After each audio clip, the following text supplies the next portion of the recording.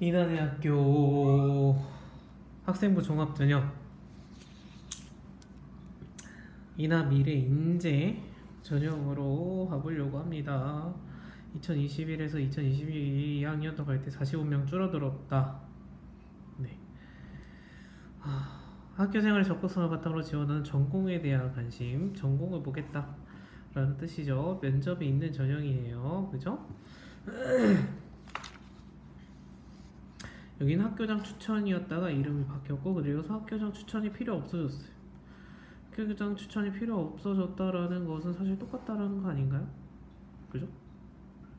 여기 기초학업용이 원래 교과 우수나 뭐 그런 것처럼 학업 성적이 어느 정도 받쳐주는 친구들을 보겠다. 근데 여기 서류종합 100% 면접이 없으니까 성적에 자신 있는 학생들이 몰리는 거는 여전하겠다 라는 거 알 수 있고요. 그래서 미래인재 전형이 과연 4.75 친구가 가능한가 여부를 살펴보자. 저는 인문계열 찔러볼 건데, 네, 이공계열 같은 경우 이렇게 1단계 합격 컷이 6에서 4도 있다. 네, 근데 뭐 이제 많은 분들이 맨날 똑같은 얘기 하죠. 자, 5, 6등급은 인하대 근처 인천에 거주하고 있는, 저희 동네 살고 있는 뭐 과고 출신의 성적이, 내신 성적이 밀린 친구들이 썼을 확률이 높지 않을까 하는 것들도 있고요. 근데 4.5점대 학생들은 조금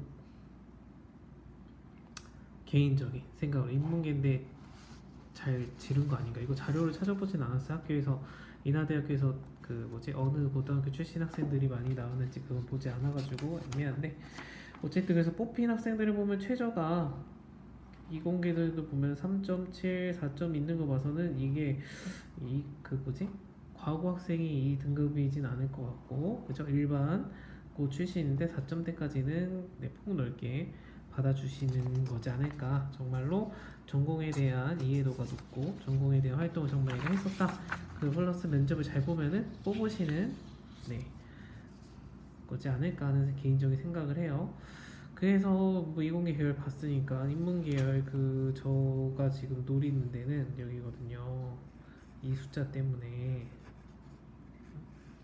최초 합격한 게 6등급 때 학생이 합격하고, 영어 영문, 일본어 원문, 중국어 원문, 그죠?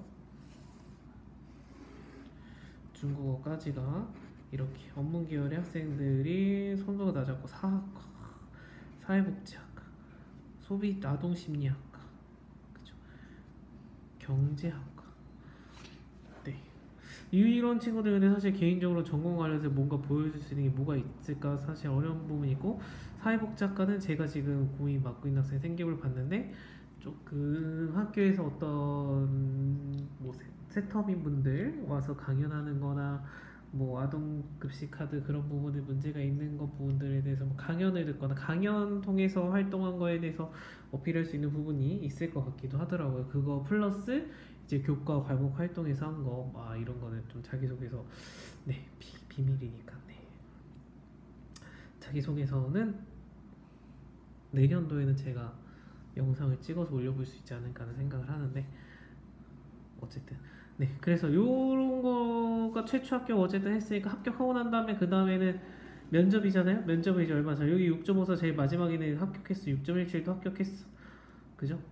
가장 마지막에 등급 애들이 합격했네요. 그죠? 몇 개 학과에서 합격을 해버렸어. 얘네가 해버렸네. 일을 저질러 버렸네. 그러면은 이거 봤을 때는 4.75가 아예 안 되는 것이냐라고는 말하기가 참 어렵겠죠. 근데 평균이 높다. 평균이 인하되니까 당연히 높을 수밖에 없다. 그러면은 당연히 평균이 1.23에서 1.7까지도 높네요. 여기는. 그러면 당연히 상향 지원이 되겠죠. 그죠?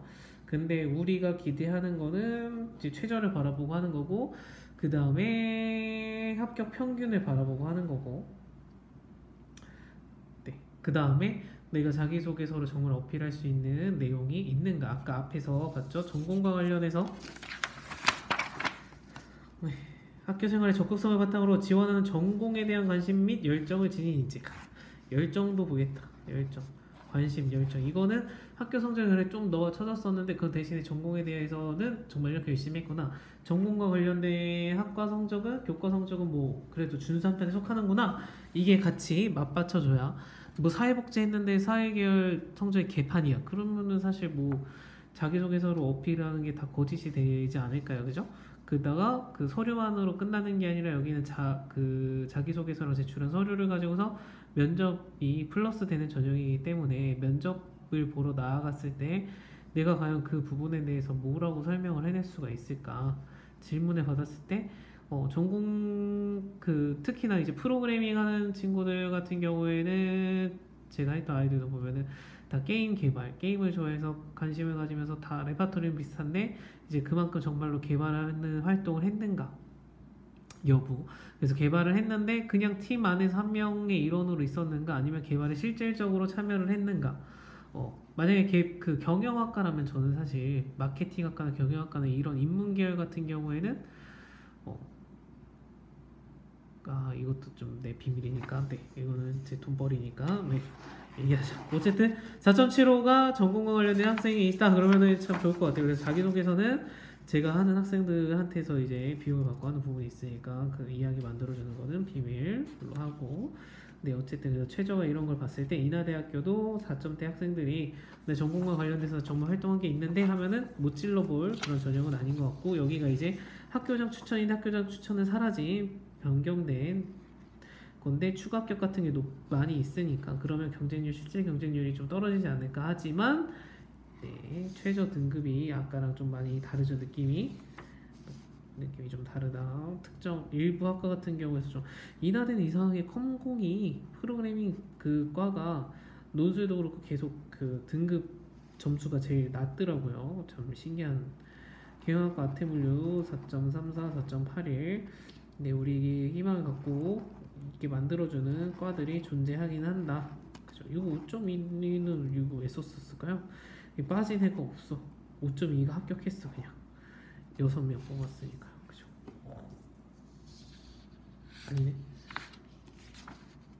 아무도 등록을 안 했다는 거구나. 빠진 게 없는 게 아니라 16명. 경쟁률이 2.8이네. 그럼 6 곱하기 2.8 해보세요. 18명인데 추가 합격 10명, 16명. 그 거의 다 붙었네요. 그죠?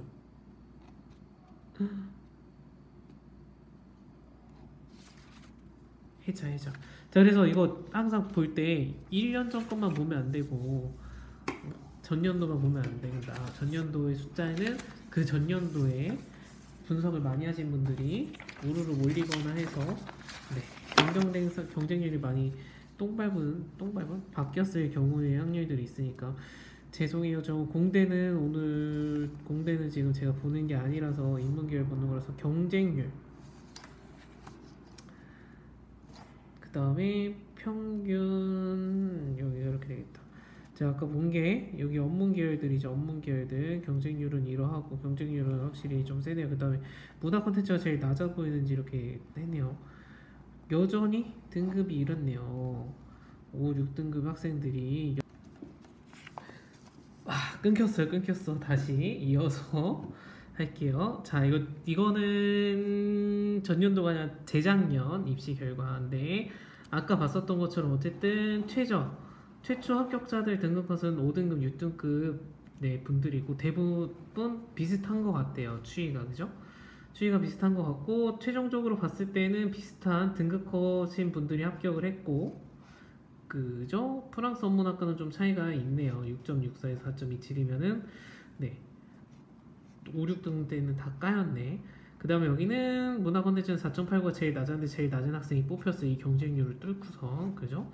그런 거 봤을 때는 인하대가 정말 전공에 대한 부분을 면접 보시는 분들도 전공과 관련돼서 이 친구가 정말 어느 정도 노력을 했는가 그런 거 부분에서 편견 없이 뽑으시는 거지 않을까.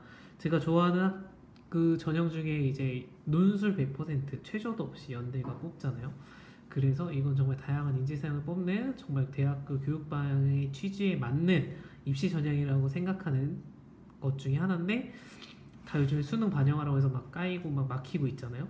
근데 인하대학교도 학생부 종합 전형으로 이렇게 학생부 종합 전형이 정말 취지에 맞는 거죠. 등급표가 그 평균이랑 최저 차이가 네, 앞자리가 이렇게 두 칸이나 차이가 나는 거 어떻게 보면은 이 무슨 뭐 공부 못하는 애들 다 쓴 거 낮은 분들이 다 너무 몰리는 거 아니냐 학교 퀄리티가 낮아지는 거냐 그렇게 할 수도 있는데 저는 그 안에서도 당연히 전공과 관련돼서 우수한 인재들을 뽑는 편견 없이 뽑는 우수한 학교이기 때문에 그런 인재들을 충분히 뽑아내실 수 있기 때문에 이런 성적 분표가 일어나지 않은 건가라는 생각을 하고 있습니다.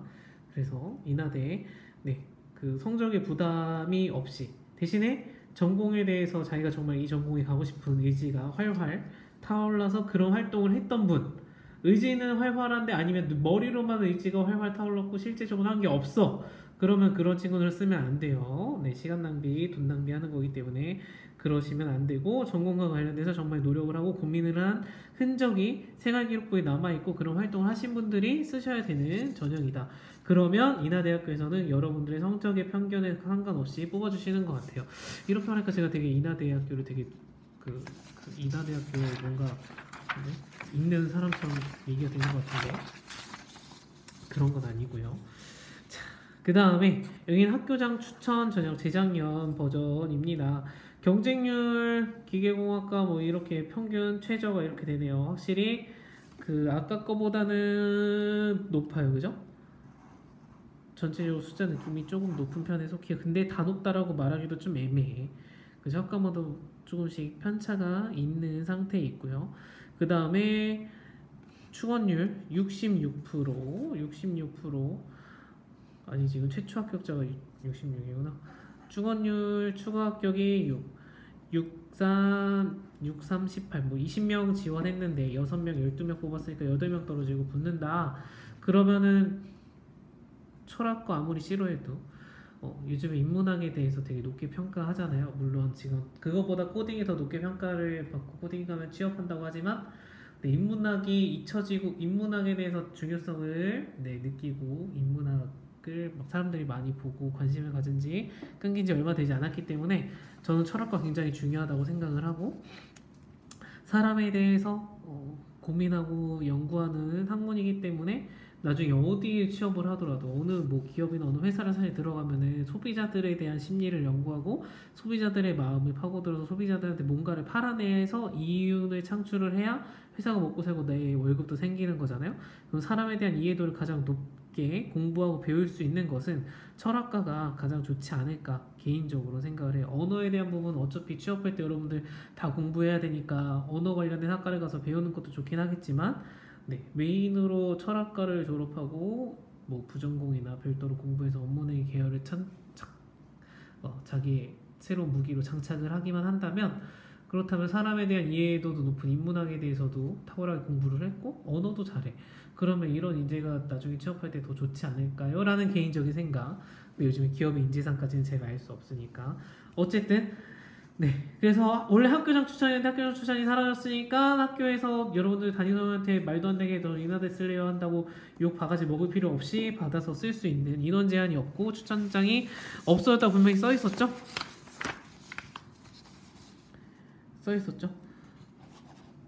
여긴 성실성 그러니까 뭐 출결이나 그런 것도 볼 것 같고 진로 개발이랑 기초학업 역량 여기는 성적을 보겠다라는 거죠. 기초학업 역량이니까 기본 국영수는 많이 보시지 않을까 하는 이거는 성적에 대한 걸 어쨌든 좀 더 미래 인재형보다는 좀 더 무게감 있게 성적을 보기 때문에 상대적으로 평균 등급은 사실 크게 차이 없는 것 같아. 물론 앞자리가 다르긴 한데 그래서 막 엄청 차이가 나느냐 그런 느낌은 아니거든요. 차이가 나네. 차이가 나는 것도 있고 아닌 것도 있고 그냥 복불복이네. 그러니까 어쨌든 전년도 거만 결과를 보고선 지르는 게 무모하다라고 볼 수도 있는데 재작년 거까지 살펴봤더니 재작년이나 작년이나 추세가 비슷하네요. 그죠?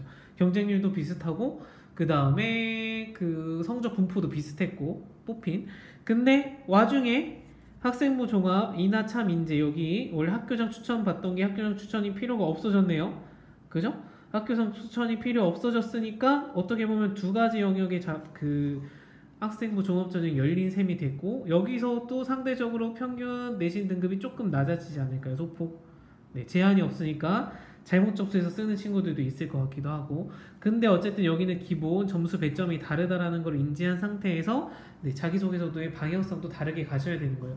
기초학업 역량의 진위 인재를 뽑은 거니까 여기는 1번 문항에 섰을 때 당연히 내가 학업에 기울인 노력, 내가 성적이 낮았지만 어떻게 향상시켰는가, 발전하기 위해서 어떻게 노력을 했는가.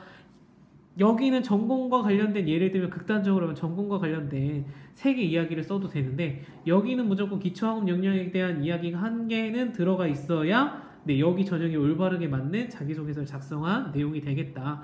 그래서 그런 부분들 어떤 인재상을 뽑는지까지 정확하게 여러분들 파악을 하시고선 자소서의 방향을 빨리 수정을 하시고 소재를 바꾸시든지 해가지고 네, 둘 중에 아니면 둘 다 써놓고선 두 가지 방향으로 자소서 다 써놓고선 눈치 싸움 하시는 거죠. 네, 어느 쪽으로 더 몰리고 있는가 보고서 네, 충원율이나 그런 것까지 해서 학과 몇 개 정도 생각해서 써놓은 다음에 거기에서 여러분들이 네, 눈치 싸움 해가지고 접수를 하시면 훨씬 더 좋지 않을까. 근데 자기소개서를 사실 쓴다라고 하면 전공 적합성에 대해서 써야 되니까 전공과 관련된 활동을 꺼내서 소재를 풀어나가고 하는 능력들이 필요하다 보니까 그거를 여러 개를 못 쓰는 거죠. 못 쓰면은 이제 하나만 써놓고 양쪽에 하나씩만 써놓고 눈치 싸움을 하실 수밖에 없는 거고, 그게 아니야. 나는 여러 개 이야기 잘 쓸 수 있어. 자소서 난 능력자야. 잘할 수 있어. 아, 나는 학원에다가 도움 받아가지고 쭉쭉쭉 쓸 거예요. 그러면은 몇 개 아까 눈여겨봤던 거 써놓고선 눈치 싸움에서 접수를 하시면 좋지 않을까 하는 개인적인 생각을 하고 있습니다. 그래서 여러분들 네, 저 이 친구 쓸 거거든요. 어디 쓸지는 말 안 해주고 이 친구 붙으면 붙었다는 소식으로 네, 다음 나중에 입시 끝났을 때 유튜브에서 네, 내년도 설명할 때 쓸 수가 있겠죠. 그래서 이 친구를 붙이기 위해서 열심히 최선을 다해서 할 예정입니다. 네, 남은 기간 며칠 안 남았죠? 9일부터 얼마 남지 않았네. 남은 기간 분석 열심히 하시고 공부 열심히 하시고 자기소개서 마무리 열심히 하셔가지고 좋은 결과 꼭 얻으셨으면 좋겠습니다. 이상입니다.